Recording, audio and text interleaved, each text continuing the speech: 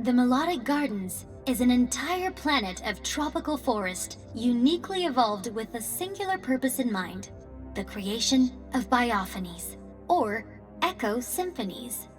The collective sound created by living organisms within a biome. Even the rabbits here, normally prone to chaos and cacophony, have found a way to add to the harmony of their surroundings. There is nothing like it in all of the galaxy.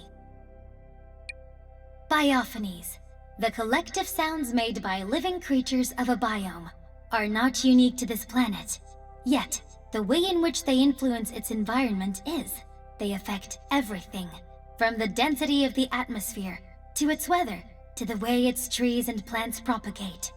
Without the gardens, the plants would die, and without music, the Melodic Gardens would fade into silent ruin.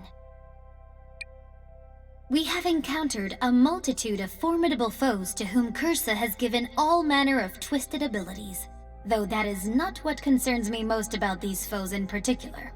To be sure, the technique that creates small dark mess pawns is direful, and they have no specific weaknesses. But I detect something else. Someone has altered its dark mess-infused DNA post-creation, long after Cursa. Who and why? One of 3 golem mutations here in the Melodic Gardens. These were created by Cursa, yet deemed unsatisfactory and cast aside. Afterwards, someone altered their DNA and brought them here for their own purposes. This subspecies unleashes a fiery seismic attack, affecting those around it. Worse, when defeated, it enters a transitional state where, if not dashed, it is reborn.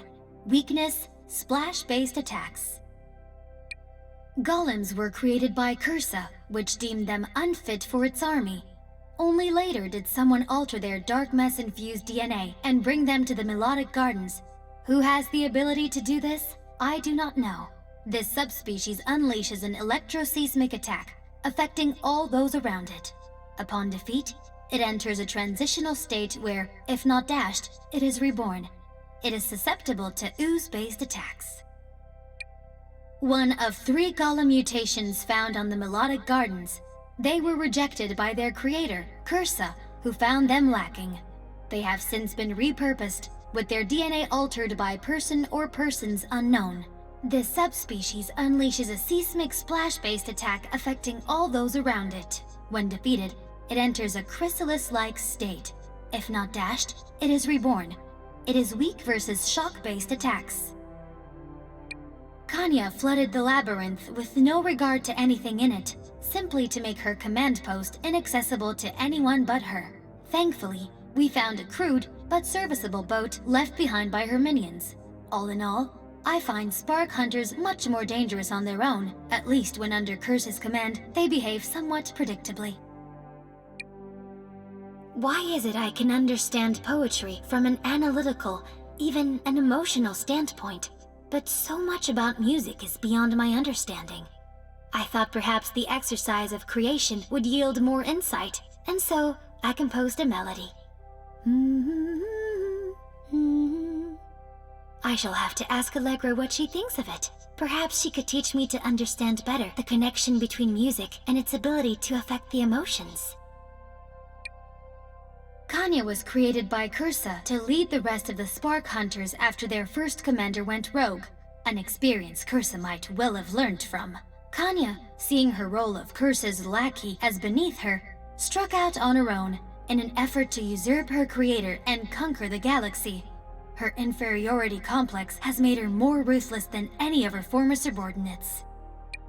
The beauty of the Melodic Gardens concert pond is perhaps impossible to describe, even for those with the capacity to appreciate such extraordinary manifestation of the natural world. It is towering, it is transcendent, it is warm and glowing, and that it is even before the biophony begins. The Rabbid musicians decorate themselves with mood shade to add to the splendor. I hope to see it again one day. The Proto-Mecha King Bobomb. What makes Kanya so formidable is that despite her erratic nature, she exhibits genius-level mechanical abilities that rival that of Mama of Barrendale Mesa. Thankfully, The ego that drives her to set herself apart from her progenitor, Cursa, drives her to minimize her use of dark mess. Kanya is a self-made villain, vain and explosive, but as shrewd as they come. The final version of the Mecha King Bob-omb. Kanya improved on the prototype by studying our abilities, techniques, and tactics. The end result was impressive, terrifying even. One thing Kanya could not replicate, however, was the heroes' teamwork, born of their love and sense of duty to one another. The final version of the Mecha King Bob-omb. Kanya improved on... By quirk of fate, Allegra's friend, who had been captured by Kanya and used as a pawn, is well known to Mario. It is called a Dory, and while its presence on the Melodic Gardens is a mystery, the gifts it brought here are not. Allegra has found a way to use the Dory's natural abilities to elevate the planet's biophonies to previously unheard heights. Dory's playfulness turned to music. Allegra is a fascinating study. An echo musician of rare ability, she is perfectly in tune with the natural world. Even her skin's pigmentation adapts to its mood.